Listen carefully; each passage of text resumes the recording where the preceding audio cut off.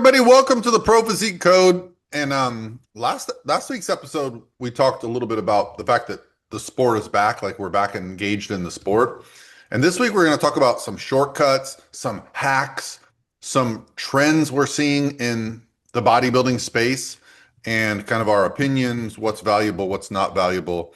But we're all excited because we are just a few days away from Command the Stage. Yes, we I'm so are. excited. I know my personality at this point, and anytime we get close to these events, not in a negative way, but I'm just a very anxious person, but I get so anxious and so excited. So I've actually decided to go down a little early. That way I have some time to get settled before everybody else gets there. I think that'll be good for me. So. It's a very Lexie move. Oh yeah, I know I told you guys this weekend I wasn't sure what I was gonna do yet, but we're taking the train down, so hopefully Yeah. all goes well there as it should. So It reminds me when I played like Little League baseball, I would get up on if there was a game, I would get up and put my uniform on. Even if the game was like at night, I'd wear it all day. I like couldn't wait. Oh, yeah, I was thinking about also like my check-ins with my clients, and I was like, it'll be more efficient for me to get down there the day before. That way, Friday check-ins are all taken care of. And I like taking the train just because honestly, I mean, it's like a 4.5 hour train ride, but like you have Wi-Fi. I can literally just sit there and work the entire time. So that's partly why I'm doing it. If it was convenient for me to do it, I would absolutely do it. It's just not, unfortunately.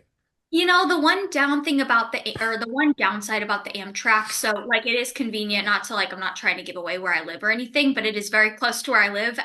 So it's very convenient, but it is notoriously like late, which that's also why I'm just taking it the day before, because if it's delayed, it is what it is. But the only downside or the another downside too is that it only has one time a day. So it's like it from Tampa to Fort Lauderdale, it usually leaves around like 12:30 or 1. And then like there's only one time a day. So that is kind of one downside, but I hate driving, so it's great for me. For If I sure. didn't need a car, I'd do it, but I need a car while we're there. Yeah. Yeah, yeah. Yeah, so I'm excited. We'll have a lot to unpack next weekend and I'm sure there will be a lot of people out there that have FOMO seeing our stories and our Instagrams this weekend because it's going to be a fun event. Yeah, Absolutely. there's some nuance this year. We got a new speaker in Alan Aragon, who I've just been a big fan of before this event, and then having him part of it, you can just tell he's like excited about it. He's promoting it. He's a good one. Oh yeah, he's great. And those of you when you guys are listening to this on Monday, we also have a planned surprise on Sunday, I Oh believe. So yeah. you guys will have to Yes. watch our Instagram. Well, I guess it'll be past that point, but we have a very funny little surprise that we're gonna be all doing on Sunday. Well, I guess we could go ahead and We can say it say now it. We're because all this gonna won't be dress. We're all out gonna till dress like after. Brett. It's coming out next Monday, so Yeah, which reminds me, I need to go grab my jeans that I've had in like my donate pile for a while and cut them up so I can have a pair of jorts to wear. Because those of you that don't know, that's pretty much what Brett lives in. You know what? I'd like to see his closet. I'd like to see what his no, closet it's looks. literally 50 pairs of jorts, 50 tank tops. That's it. Like that's all he has. I have seen And how him many wear pairs of like, flip-flops? yeah, flip-flops. I have seen Only a him wear, couple, but no, like I thought it was funny the first time I saw his closet in Fort Lauderdale. I was like, oh, you literally just have tank tops and jorts. That's all you have. That's It, like he it's has like them in Saul every Goodman's color. closet. Yeah, Saul yeah. Goodman's closet, but instead of like suits and ties, it's it's He jorts and is tank tops.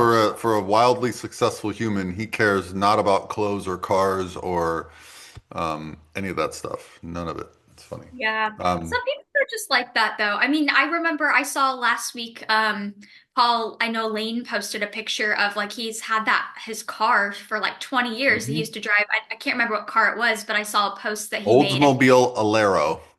Yeah, and he's like, why? Wow. So, but he's talked about how he always drives that car. He actually said he donated it last week. So the Mhm. end of it. Yeah, I still Uh, have the first car I ever bought parked in my driveway. Yep. Yes, you you do. do. A 96 Nissan 300ZX, which I still plan to fix up and drive at some point. Still runs, but it's not It's not roadworthy compared to my Tesla. I get around quick in that thing, so yeah, it Yes, you do. takes me a lot to get out of that car. It's once you drive a Tesla, it's hard to drive anything else. They're just so It's easy. it's just I've literally had zero maintenance on that car in 8 years.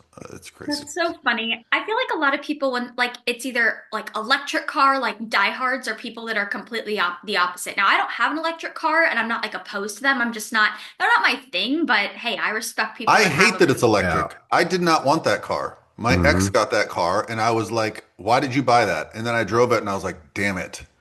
It's just a better car in every way." And you can't And, dispute it. You just can't. It's mhm. just a better car in every way. And Paul, you sold me on it because remember you said every as soon as you drive this, other cars are dumb. They're And dumb. then I got Okay, one, don't and I'll pick tell on you this, my I love a good like fast ice combustion engine that has like the rumble and the roar, all that stuff. That is, Yeah, I me too. love it. But for a daily driver around, it's like getting in a massive, super fast, comfortable golf cart and going wherever you want to go in it. It's Yeah, it's hard to describe. If you've never driven a Tesla, and I'm not a Tesla fanboy by any means, but just the quality of how the car drives, it's for those that don't understand like physics. An engine is the heaviest part of a car. An engine is at the front of a car. It changes the physics of the way the car moves. The heaviest part of a Tesla is the battery pack, and it's underneath the car. Hmm. So the It's like a car is mid-engine. literally stuck to the ground. Hmm. It's Add like to a the fact mid-engine that it supercar. is Yeah. now the fastest car on the road. And it's not close. Like if you put your foot down, it will scare the people in your car. Yeah. The Now, only I will thing say that this. There is a difference between like me and Paul have like the Model S's and there are some different ones. So ours have like the really nice suspension and everything else like that. And it does ride a little I've smoother never than driven some the of the other 3 ones. or the X or the Y. I've never driven any of those, so I don't know. It's different, but I heard the new ones are a little bit softer, but the S's and sadly they're done making those after this year apparently.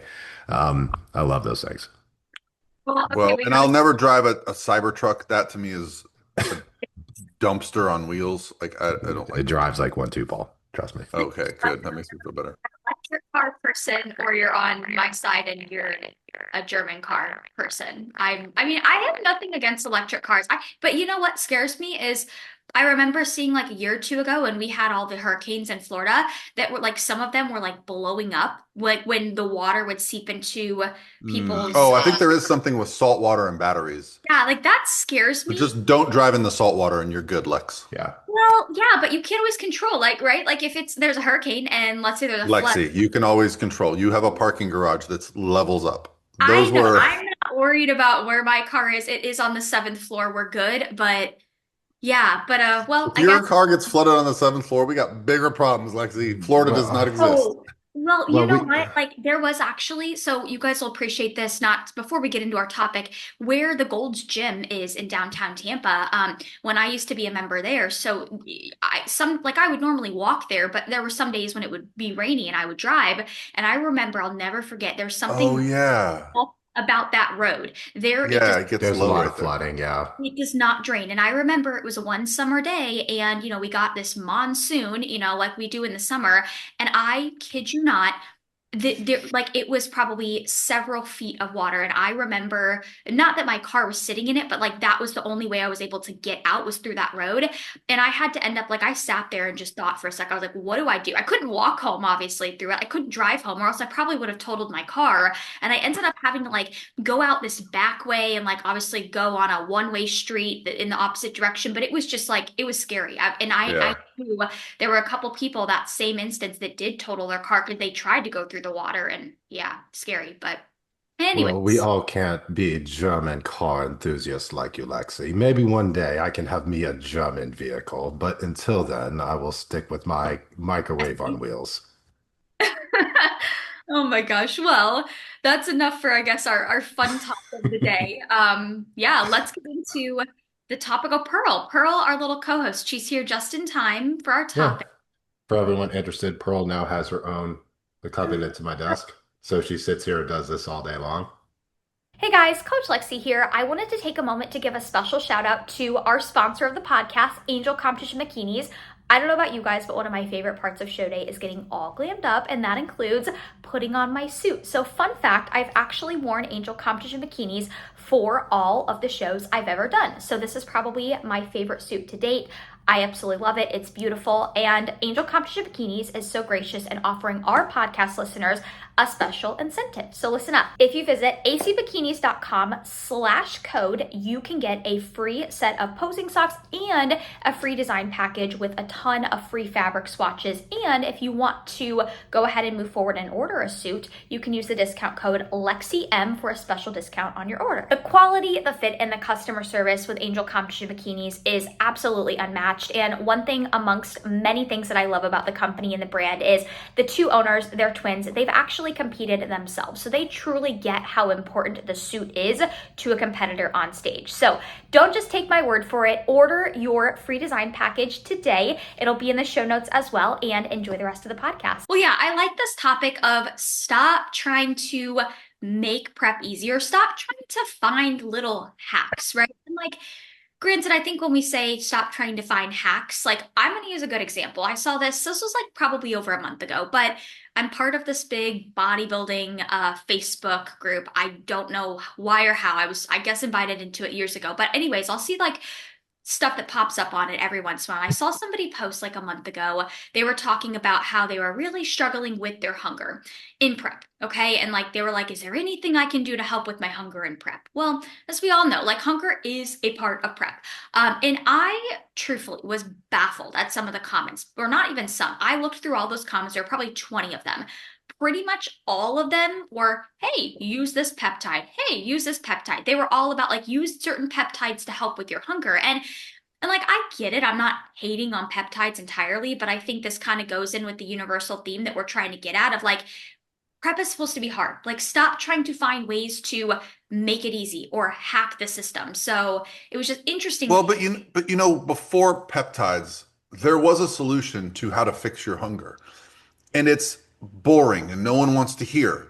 Prep your meals, eat the same foods every day, eat at the same time every day, and you won't be hungry. And if you are hungry, it's because you're stage lean. Mhm. It's so interesting to me how when people look for hacks, it's most of the people aren't willing to do the bare minimum of that. And I'll say this to most athletes. They'll say, well, I'm hitting my macros because I'm like, well, congratulations, you've now done the absolute bare minimum. Like the bottom of the barrel baseline intro to any of this. Congratulations.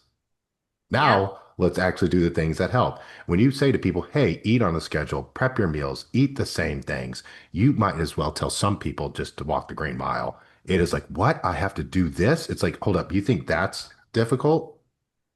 And a lot of Yeah. people look at structure as confinement, right? Or taking away freedom. To me, structure is freedom because you don't have to worry about it. You don't have to think about it. And then results come. The most frustrating thing about anything with a prep or anything with dieting is when you feel like you're doing what you need to do and you are not getting the results. I had a conversation with one of my clients about that and how I needed to cut her food down, or I needed to see, what she was doing for a meal plan. And she says, I don't have time to do a meal plan right now. It doesn't fit my life schedule. I said, okay, well, we're not making any changes right now, or we're not making any progress. So I guess I got to cut your food down and move your cardio up. I was trying to refrain from doing that. But, sometimes people, yeah, It's I'm gonna, I'm difficult. gonna stop talking. No, I get what you're saying, Evan, too, because I've had a couple conversations with athletes over the past couple weeks too. Like, I think, like you said, it's frustrating sometimes when, as an athlete, you do feel like you are checking off all the boxes and you are doing everything you need to do. And let's say you have a week where, I think a lot of people expect to be almost rewarded by seeing a low on the scale, seeing, progress being facilitated. But it's very normal in prep to have weeks where, yes, you are doing everything to the best of your ability and to maybe have a Mhm. week where nothing is moving. That is normal. And I've had to validate and tell a lot of people that recently, you're not going to have a prep where, let's say it's a 20-week prep. or every week your weight is moving down fluidly, right? Unfortunately, in some cases, in some rare cases, that may happen, but there are going to be sticking points, and there even sticking points when you're doing the absolute most you can be doing. But to your point, Evan, it can be frustrating when an athlete is maybe frustrated with their lack of results, but yet they're not willing to put forth the extra effort to keep things moving. Yeah, What's undefeated? What's undefeated for success in prep? And every time I've ever had an athlete do this that was stuck, I said, you are going to eat the exact same meals for 3 days.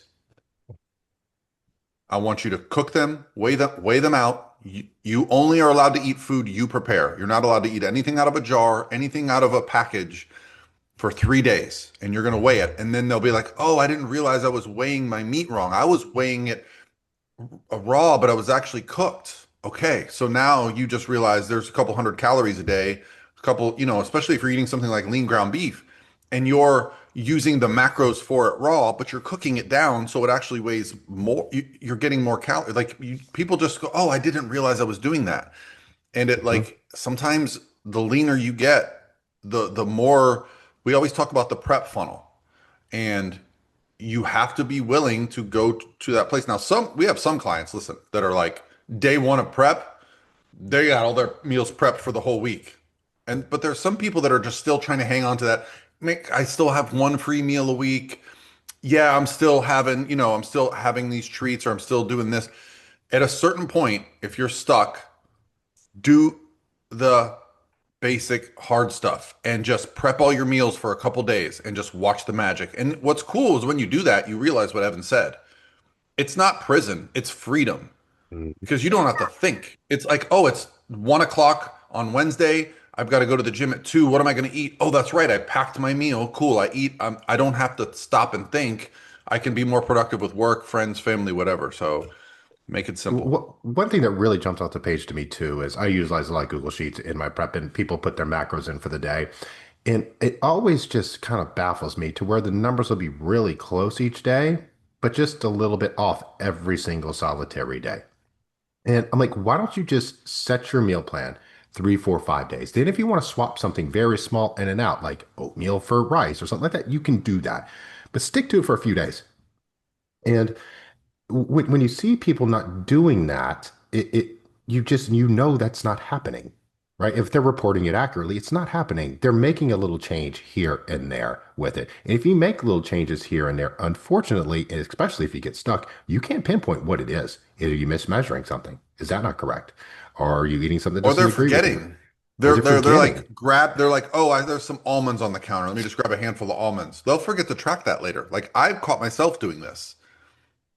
It's And those it the BLTs. Remember the bite Yeah. slicks and takes or like just little innocent things that I think people think they can get away with. Which like okay, outside of prep, maybe you can. Like we're talking, if you're eyeballing your creamer or even like eyeballing the almond milk you're putting in your coffee. I know that's not probably a ton of excess calories in the grand scheme of things, but in prep, those can actually add up. And if you're at a sticking point, like you need to cut that fluff out. But yeah, going back to, what Evan said about having that structure, I think a lot of people look at that structure as kind of a prison, as restrictive, but you will be baffled by how much more freedom you feel or how Mhm. much more time you have in your day. I've had clients before that will fight me on like I always preach, like don't go into the day without your food already planned out. Like always pre-log the night before or have like a quote unquote meal plan that's kind of in place for the week that you just copy and paste. And some people they know that they need to be doing that, but they'll resist it for so long.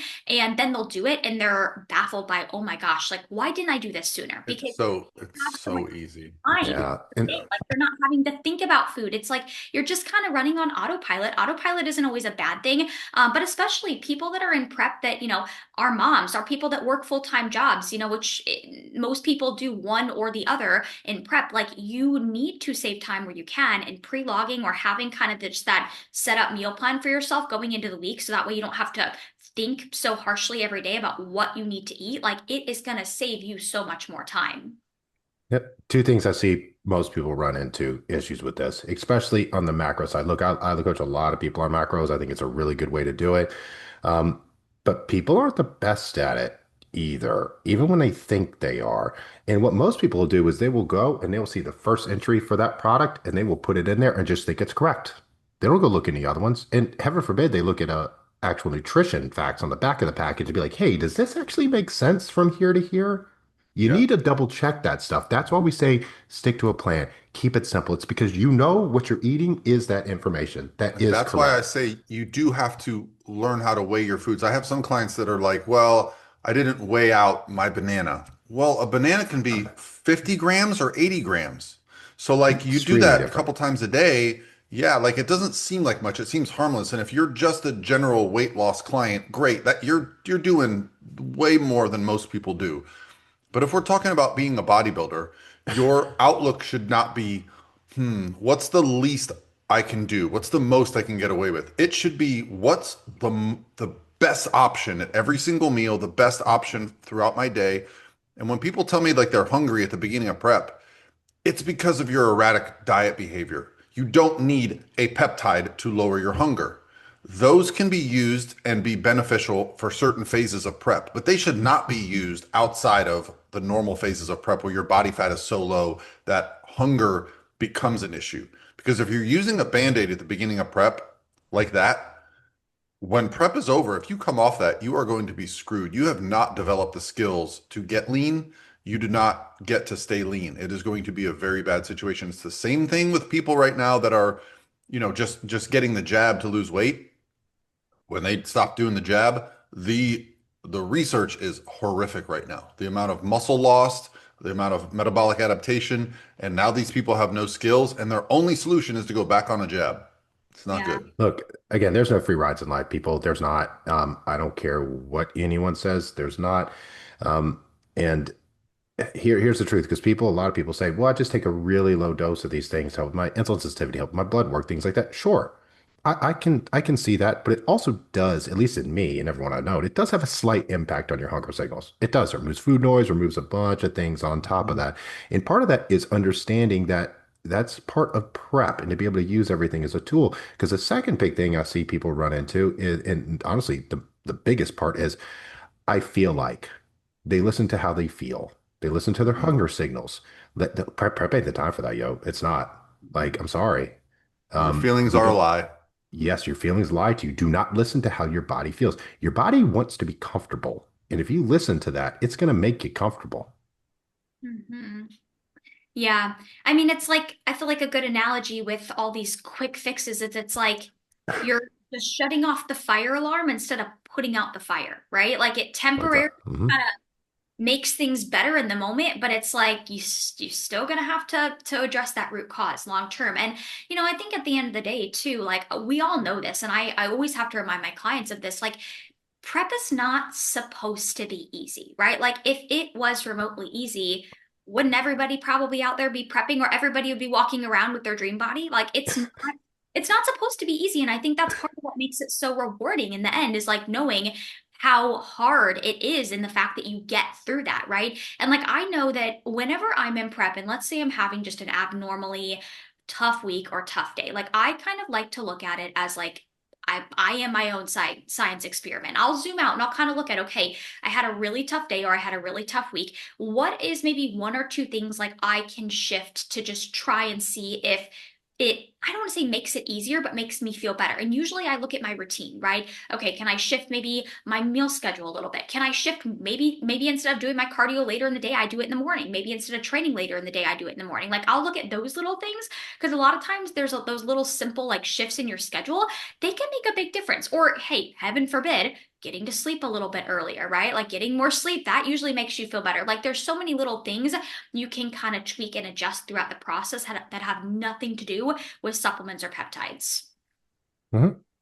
Yeah. Yeah, this is where I remember when I first got into the sport, there was a big push that fasted cardio didn't matter. When I came into the sport, people thought, oh, you do cardio fasted because you fast overnight, so you actually burn more fat in the morning. They did a ton of research and found that, cardio essentially, if it's fed state or fasted state, burns the same amount of calories. But when I actually started doing fasted cardio for the simple fact that I had to get up early before my kids and I just didn't want to eat at 5:30 or 6 in the morning, what I realized was by doing my cardio first thing in the morning before I ate, I was actually less hungry throughout the day. I actually felt better. I woke up and it got my day going. I felt more like mentally aware. I felt more vibrant and I had less hunger signals throughout the day. So, yeah, fasted cardio might be a hack, just not for the reason that we thought it was, but it's not easier. It just works better for me. Mhm. Oh, same here. I find it's crazy how empowering it feels like when you do your cardio first thing in the morning, like especially before like the sun comes up, you just like you feel this wave of like just endorphins, like the fact that you just did something before most people wake up and you just feel like it's like you feel like you have more time back in your day. I always tell people if you're struggling to get in your cardio or your workout and you're not doing at least one of them like first thing in the morning, just try it out because you will likely feel like you have way more time back in your day. Mhm. It sets the tone for the day. It sets the Yes. tone for the day. Um, and it's I think another thing that people are really scared to do now, and it's crazy, is cardio. Like a few years ago, an hour of cardio, people were like, that's light work. Now, a lot of athletes, you're like, okay, we're going to bump it up to an hour. It's like an hour? Really? Well, they'll go on the message boards and be like, "My coach has me doing an hour," and everybody like, "Oh no, you shouldn't be doing an You should be hour." doing an I'm like, hour. Oh, It's yeah. too "Oh, early in prep to I'm do an sorry. hour. It's too much of this to do an hour. I It's would like, love to give what? you no cardio and let you eat all the food and donuts, but we have to go by the data, and you are not going to be ready if we don't push you."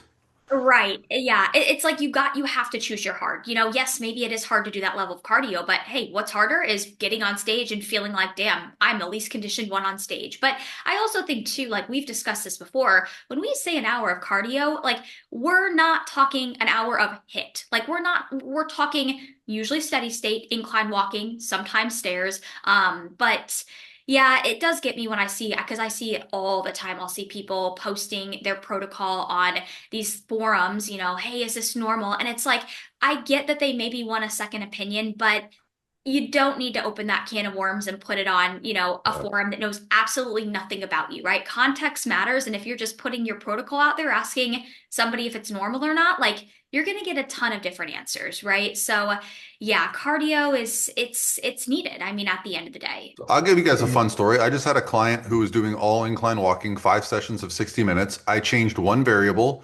We had her start doing alternating stairs and steady state on the incline. She dropped like 3 pounds this week. mhm. So like it's there's levels to different types of cardio, and it's not just always more time. You can burn more calories per session, but Yeah. that's the skill of the coach, is being able to look at your feedback, your sleep, your stress, your hunger, your energy. And if I see somebody is not dropping weight, but their scores are really high, their sleep is great, their hunger is low, I know even if the numbers look bad to me, I can push them more. I can give them more cardio and less calories because they're doing well. So that's what coaching is. This is not just Hmm. a turn this dial, more cardio, turn this dial, less calories. That's not what coaching is. Coaching is paying attention to the athlete from week to week. And not for nothing, we've all been there. Yep. And another way to look at this too, especially when it comes to cardio, is people come into two camps. Either like, I have to die every cardio session, or I have some people like, I'm doing 60 minutes of cardio, nothing's happening. I'm like, well, your heart rate's 98. Like, You can't what do take your you, dog for a walk come for on. 60 minutes and call it cardio. You can't do that. And another part of coaching you can look at. So let's say we have someone like it, like not that we like to do it, but let's say we have it like 90 minutes for a push phase with it. Another way you can do it, you do 60 minutes fasted, then you can immediately go that 30 minutes post workout when your heart rate's already elevated. And then guess what? You're going to burn way more calories and your heart rate's higher with that. So or you can do 60 minutes and split up 30 in the morning or 45 in the morning, and then maybe add 20 post workout when it's easier to get your heart rate up. There's a million ways that you can do this. And that's where a good coach will go in and ask questions. But as an athlete, you gotta be pliable too. You got to be able to bend a little bit and say, okay, I can get this to work. Now, look, if you're incredibly limited on time and you have kids and you have a schedule and there's only so much you can do with that, that's fine. But you have to understand that we're going in on guardrails with that too. And things have to give. Either food has to drop more, frequency goes up, something has to give. Yep, there's ways around it. There's ways to make things work. But I think, we decided we were going to talk a little bit about trends, and I feel like there's a little bit of a movement right now with competitors who are like thinking about getting away with doing less, you know, hacking their way to the stage. And listen, the formula that works is still make your meals, prep all your meals, do your cardio, go to the gym, have a schedule. The body thrives when it has a routine, when it has Mhm. consistency. See, Yes. what's funny with me when it comes to all this too is like I look back on the like enhanced, right, with that, and people say, "Oh, I'll just take steroids. It's gonna make me big," even though I don't prep my meals, I don't work out hard, I don't do any of this other stuff. And people think the same thing with like all the peptides and everything. I don't have to do any of this stuff. Sure, your weight will go down, but don't mean you're gonna look better all the time with that. There's so many variables that come with it. And second of all, with this too, I've started to watch like some Hulu now and like the live TV stuff or some of the reruns. It is shocking. Every damn commercial on there, every one of them is a GLP. Every one, all of them, Mhm. all of Yep, them. I noticed that on YouTube as well. When I watch It's YouTube, insane. all of the commercials, and it's just, it is baffling. And I like the way I look at it too is I don't think people realize and conceptualize like again, a lot of this stuff like it is a band-aid. Like unless you want to utilize it for the rest of your life, like what makes you think that the feeling that you're getting from using it, that dopamine hit or the results, like what makes you think that you're going to be able to sustain that long term unless you want to use whatever compound substance it is for the rest of your life. And I don't think many of us want to go down that route either. And these aren't meant to be used forever, people. They're not meant to be used forever. But here's the deal. When you take them, it does make shit easier. And when it makes things easier, people don't want to stop taking it. It becomes addicting. Yeah. Yes. It's not Yeah. physically addictive, it's mentally addictive. And there's two very different things. Because people say sleep meds, oh, that sleep med's not addictive. Well, you get addicted to the damn ass good sleep you get on it. So you won't keep taking it. Right. Right. Well, and you might even have a predetermined where you're like, well, if I don't take it, I won't sleep. So you sit there laying about the fact that you're not sleeping, making you not Yep. sleep. Yep. So, no, the skill around weight loss, the simple fact is the numbers are just scary. Like the people that end up losing a lot of weight, the regain statistics are horrific. Um, Except for the people that change their lifestyle around it, right? They learn how to, you know, eat better, how to live their lifestyle in a better way where they're taking accountability for their movement, their exercise, things like that. They change who they are at the core. It's not just about getting some weight off. I think the GLP drugs were initially for people who are in a medical place where if they didn't lose weight, that was going to be life threatening. The weight was the threat. But if you're 20, 30 pounds overweight or you just want to look good for the summer and you're taking something like this, the likelihood is that you're going to end up getting worse and worse over time. You're going to be losing muscle because you're not eating enough. You didn't learn the skills of how to prep your meals, eat a high protein diet, things that are valuable. You just stop eating. I've talked to some friends of mine that are not in the fitness industry that are like, yeah, sometimes I only eat like 400 or 500 calories a day. And I'm like, Hmm. do you know what you're doing to yourself? Yeah. Like Okay. that is It's horrifying. It's crazy. I know I told you guys this a couple weeks ago. This is like out of a non-bodybuilding context, but one of my family's friends was like literally, this guy's just I would not even probably like I don't know him that well, but he doesn't. I don't think he goes to the gym consistently. Like he doesn't live this lifestyle consistently, right? Is what I'm saying. And he was asking me about Anavar, right? And I'm like, it just people disregard the basics and the consistency and the boring work and the hard work. But That's it's just we're going to go on to this next topic because I wanted to save it for the end because it's kind of my rant for this week. Um, I recently trained with a client one on one, and I actually trained. Like you guys weren't there, but when we got done, he goes, "Oh, I didn't know what hard training was." I was like, "What do you mean?" He's like, "I've never trained anyone that trains like you."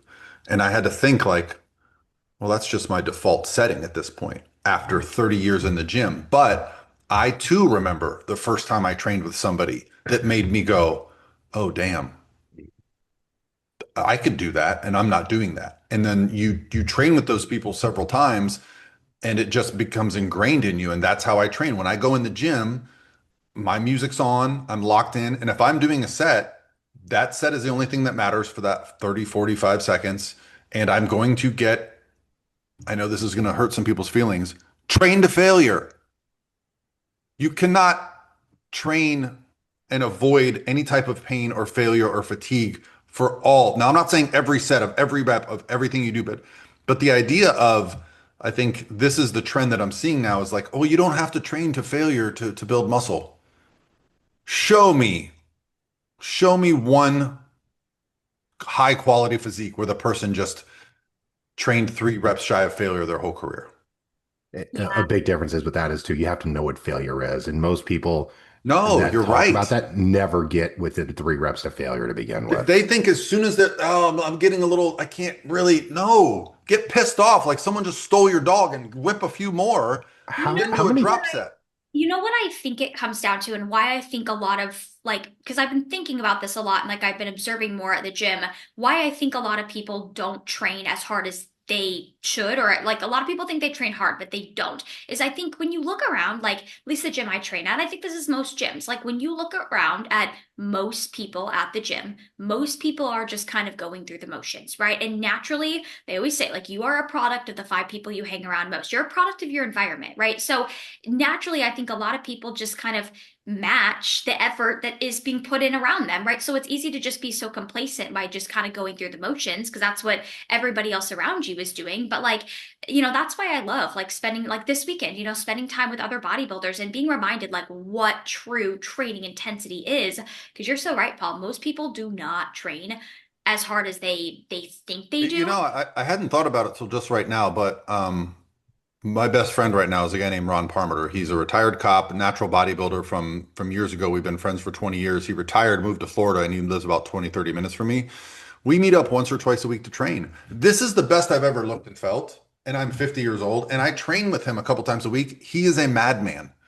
Like he is always coming up with some crazy drop set, superset scheme. He's always pushing me, slapping me. Like I hadn't had that in many years. It was like, I was going to the gym out of routine, but when he moved here, it just occurred to me like, yeah, Mhm. I train, I hit a PR. This is not going to sound impressive to anybody out there that's strong, but I'm 50 and I had not pressed the 125-pound dumbbells in probably 5 or 6 years. I did them for 10 the other day. And I was like, what the hell is going on? I'm the leanest and strongest I've been in 15 years. And it should not be the case, but it's just consistency and actually being pushed by someone and getting into a good routine with my diet. It's like, it's almost reminding me, like, oh, yeah, you can do this stuff if you just stop Yeah. making excuses. I Yeah. think I think it's really great. And I wish more gyms had really good trainers in them because I think a lot of athletes could benefit for going in and getting, because every once in a while, work with somebody who knows how to push you, right? But knows how to push you in the right ways. Not an LA fitness trainer that's like, hey, we're going to do triple drop sets on one thing until you just can't move. But people that know how to push you in a correct way with that. It is incredibly beneficial. The only issue with that is those trainers are so few and far between. They are hard to find. They really are. They're either trying to just wear you out or they're going to be on their phone talking half the time and don't give a shit about anything that you do. If your reps are good, if you're even working the target muscle group, it just varies from person to person. But finding someone that knows what they're doing, getting some training sessions in with them is so beneficial. So Hmm. beneficial. And it'll make you doubt every workout you go in there and do. Did I put forth enough effort in there? And if you Oh, doubt that, if you question that, that's a good thing. absolutely. Yeah, and I get it. Like, having somebody train you in person, it is expensive. It is very expensive. But to your point, Evan, I mean, I would even argue and say get like 1 to 2 sessions with a good trainer. Like, Yeah. you don't necessarily have to commit your life away and like sign up for, a session a week. Like, just get a couple sessions if they offer that. Or do it And once a month. as much as you can from them in those sessions. And sometimes that's all you need to be like kind of, put into your place of like, oh, damn, wow, I thought I was training hard before, but I am not, right? Because we all, I think, get very accustomed to just kind of becoming very complacent and set in our own ways. And then, sometimes having somebody else take you through a workout, that can be so valuable. But again, I get it, it's expensive, but just if you can invest in 1 to 2 personal training sessions with somebody, that's sometimes all you need to just kind of put yourself, in the right spot. Yeah. Again, it's just do it every once in a while, right? Because every once in a while we need that push. We need that push. Oh, We need absolutely. it. I It's a mean, I great need it. reminder. You need it. We all need it. When you train with somebody who's stronger, has better endurance, and pushes you outside your comfort zone, it's just a good reminder of like, okay, I actually am capable of more than I thought I was. Hmm. And that's all I ever think about the first time I trained with somebody like Lane. I was like, I remember I was spotting Lane on a squat and he had like, I think he had like 500 pounds on the bar, which I don't even know if I'd ever seen that much squatted in person in my life. If you've never seen somebody put 500 pounds on their back and squat, it's terrifying. And I was spotting him and he went down and did one rep and it took him about 3 seconds. And I was like, oh, he's going to rack it. That MFer did four more. And when he racked it, I was like, dude, I thought you were going to get one. He goes, oh no, that's just how I grind. I'm like, Jesus, like I would have quit halfway through the first rep and done another exercise. And here this, so you see that and you go, and it's what you said earlier about your feelings, Evan. I started filming my workouts for powerlifting because I had to send the videos to my coach. And I'd be like, yeah, I did a deadlift RPE 9.5. And I'd send the video and he'd be like, that was an RPE 6. I was like, what do you mean? He's like, look Hmm. how fast that bar came up. I'm like, but it felt heavy. He's like, your feelings are a lie. He said all the time, your feelings are a lie. So he's like, Yeah. we actually, then we got sciency with it. Lane had a little device that would test the speed of the bar. So what's crazy is we actually learned based on the speed of the bar how much weight we could pull that day. It was pretty close. But there would be days where I'd go to like pull a deadlift or hit a squat and I'd feel like that was such a grinder. And I'd watch the video or see the tendo and see the speed and be like, huh, your body is like, no, you can't do more. But you look at it and you go, well, clearly so it makes me wonder with the Aura rings. You guys use those? I Nope. used to till it died. I've Never. had some clients that like their life was based on the Aura ring. Like, coach, I Yeah. can't train today, or I hate that. That's why I I didn't stopped get enough wearing it. sleep. And Yeah, that's why I haven't gotten one because I feel like, and you and I have talked about this before, Paul, about how Mhm. sometimes when you get that, like, if you wake up and it says your recovery sucks, I mean, I think that can be great for some people, but like, I think that can be like, it can set the tone for your day. If you're told, oh, yeah, you didn't sleep well, your recovery sucks, you're going to just probably feel like you're trudging through mud the rest of the day. Your workout's going yeah. to, I think there's some value in the data, but if your recovery sucks, hey, buddy, double up on the pre-workout. Let's go. And here's the truth is when you're in prep, it's gonna suck. People don't want to hear right? that. Yeah. Right, right, absolutely. Well, that's the next best thing I think you can do as an athlete if you're listening and you're like, gosh, damn, like, I don't know if I'm pushing myself hard enough. And let's say you aren't in a position where you can hire somebody, or like, let's just say you just truly don't have somebody good, near you that could be, give you a session of training. I always tell my clients, record, like, not, you don't have to record your whole workout, but record the top sets of a couple of things in each workout, watch it back like you're watching film and study. Look at those last couple reps. How do they look, right? They may have felt really tough, but like I can't tell you how many times I've recorded myself and I'll feel like the last rep or two is really difficult. And then I'll watch myself and I'm like, all right, it still looks like speed wise, it's still moving pretty quickly. Like you don't look like you're being that challenged. And that's enough for me to call myself out and say, all right, you can either go heavier or push for an extra 2 to 3 reps next time. So that's also a really good way to kind of gauge your own training intensity if you're curious. Any of my athletes listen to this are gonna laugh because I think that's probably 9/10 of the first videos they end up sending me. As I was like, okay, this ain't the failure. That Yep. one, or I'll be like in a leg press, I'm like, don't be afraid to kind of sit in the bottom for a minute and get a little pause and press back up. It doesn't make as Right. fast as humanly possible with it. And they'll say, oh, I slowed it down this week. And then but then I filmed myself and looked and was like, no, I really didn't. Right. Yeah. Right. Having that accountability and filming yourself is incredibly helpful. I understand in this day and age, people can have some judgments against that with everything going on with social media. I get that. But also, you got to realize what you're doing it for yourself, right? Do you want to improve? I guarantee you filming yourself is going to make you improve. Guarantee it. Doesn't need to be every set, by the way.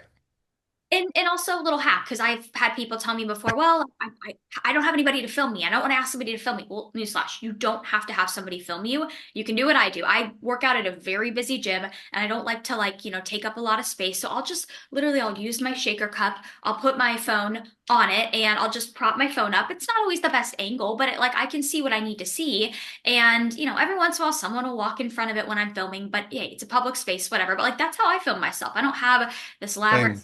tripod, and it works. Like if you work out at a gym that's busy and you want to be respectful of people around you, like I get that. I encourage that. Like just prop your phone up. It doesn't have to be the best angle, but you'll still be able to kind of see what you need to see. Yeah. And honestly, I mean, there's tripods all over the place in the gyms, right? I just walk in front of them. So does everyone else when it comes to It's a public gym.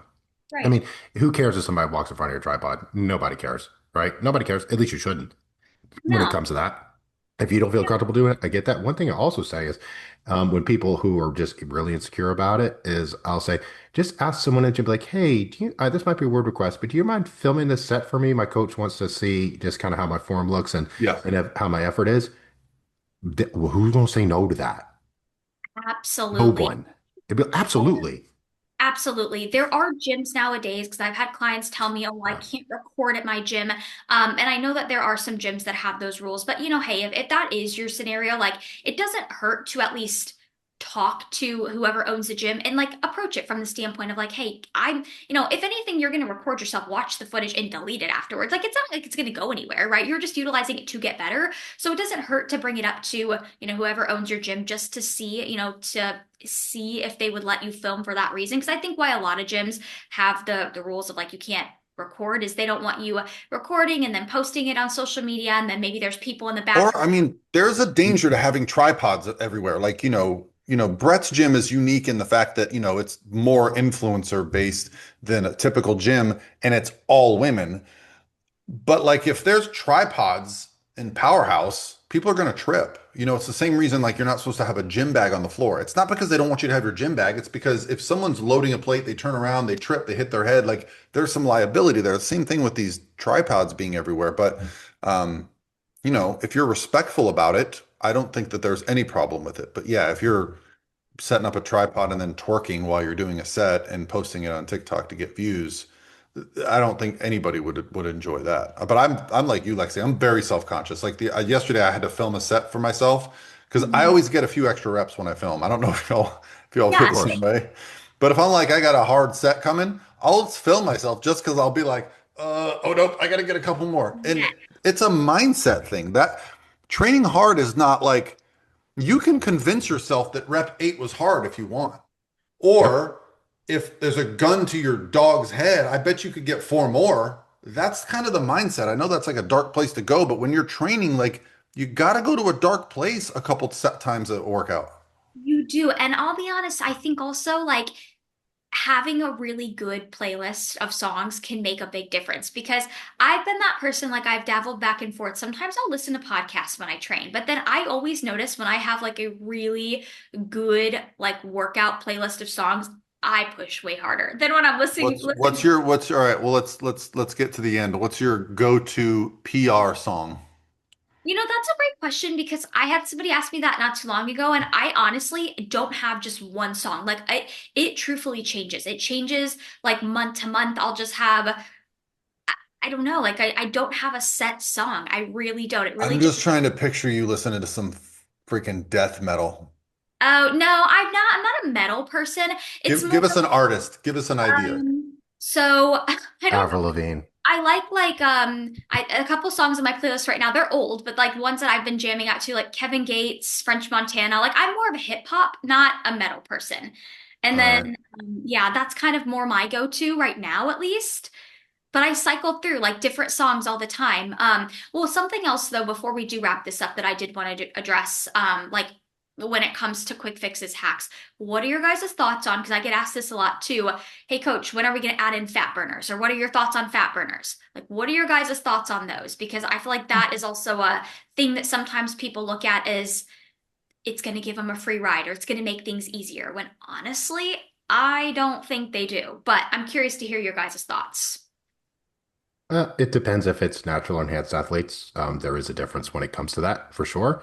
But there are some natural supplements out there, like yohimbine can get your heart rate going, and things like that can make your heart rate higher when you do cardio, which makes it burn more calories. So things like that can be beneficial. They for sure can, especially when you start getting tired. I don't like implementing those. I mean, I do use them. I don't like implementing those though until like when we start pushing on things, right? When they need the energy boost for that, then they're going to notice it. more. They're going to notice it. And then we can keep the dosage as low as we can for as long as we can along with that too. So again, just like everything, just like GLPs, just like fat, just like all this, these are tools. They're tools. And tools should be used for a job. But Very. Yeah, I don't is like the it a term. massive game changer? No. I think that whoever coined the term fat burner is a goddamn genius. Because if you take a fat burner, you think, oh, cool, I don't have to do anything else. I'm going to burn fat. But I usually refer to them as thermogenics to my clients because, yes, they do increase your body temperature. They do decrease appetite. They can also increase anxiety. They They can can. also, so Yep. like you have to use them typically earlier in the day before a cardio session where they're going to really have a positive impact on the amount of calories you burn. You get your body temperature up Mhm. higher. Um, you know, I've never done meth, but some of them are like meth feel like you just get numb and you can like go harder and you get more output out of it. But for every push, there's a pull. For everything you do, there's a so like, you can also start to have a negative impact on your recovery and things like that. So yeah, they have benefit for sure. But again, like Evan said, tool in the toolbox, a bullet in the chamber. You don't want to fire all your bullets the first 3 weeks of prep. So Nope.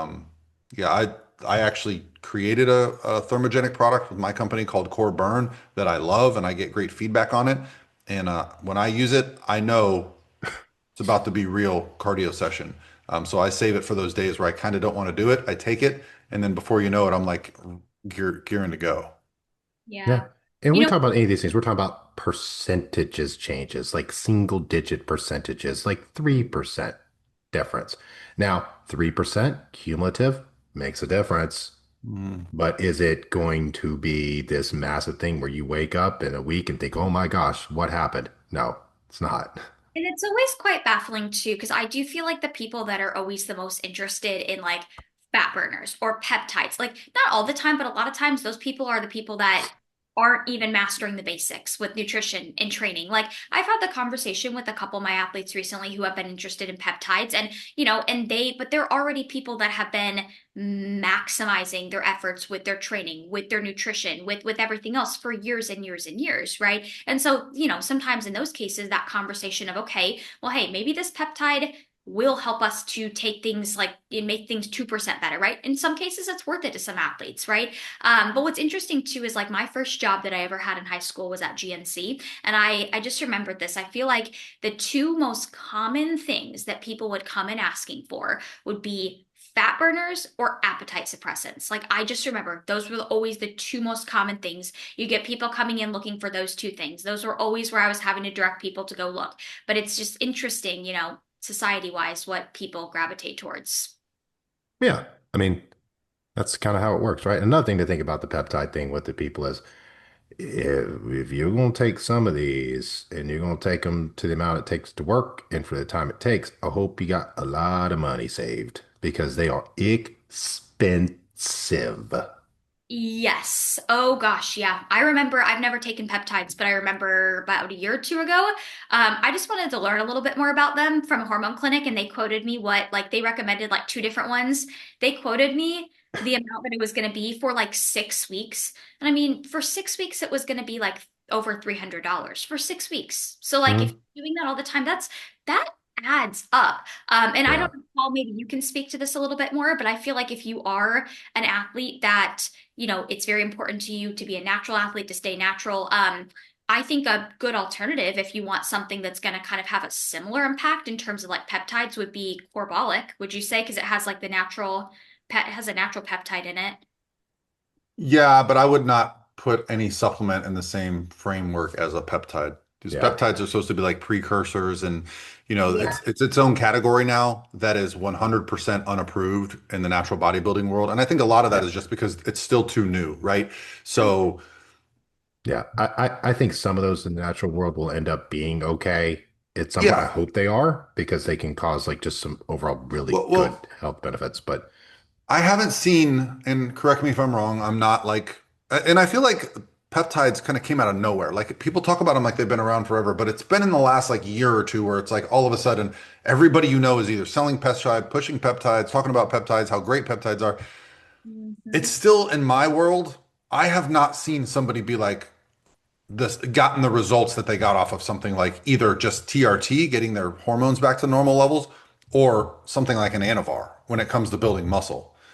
So No. like I've seen the real world results for that stuff. That stuff works.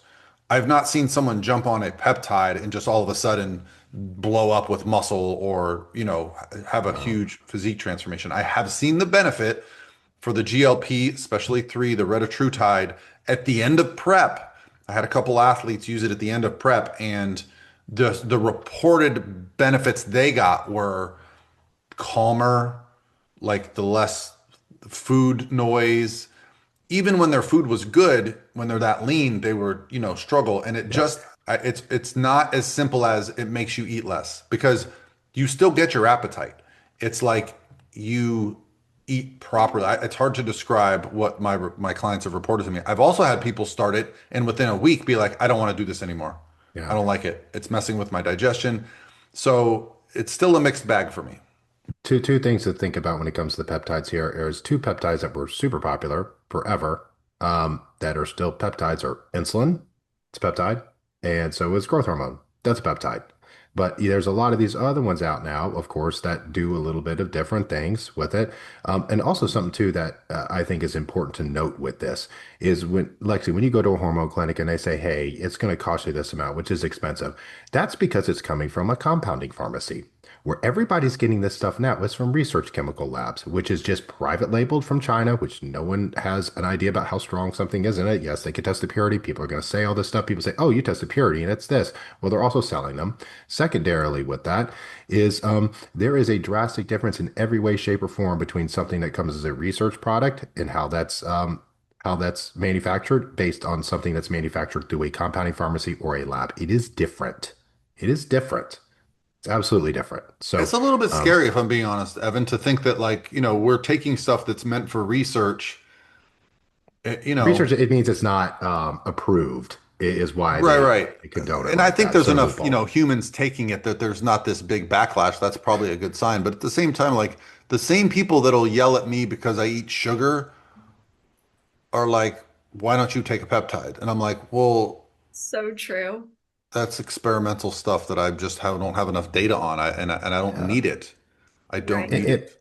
The only one that I think right now is one that people can look at and say, okay, like there's research behind this. It is like the retatrutide because it is one that will be coming out within the next year. It's in Yeah. phase 3 trials through the FDA, so you can see actually the benefits of it.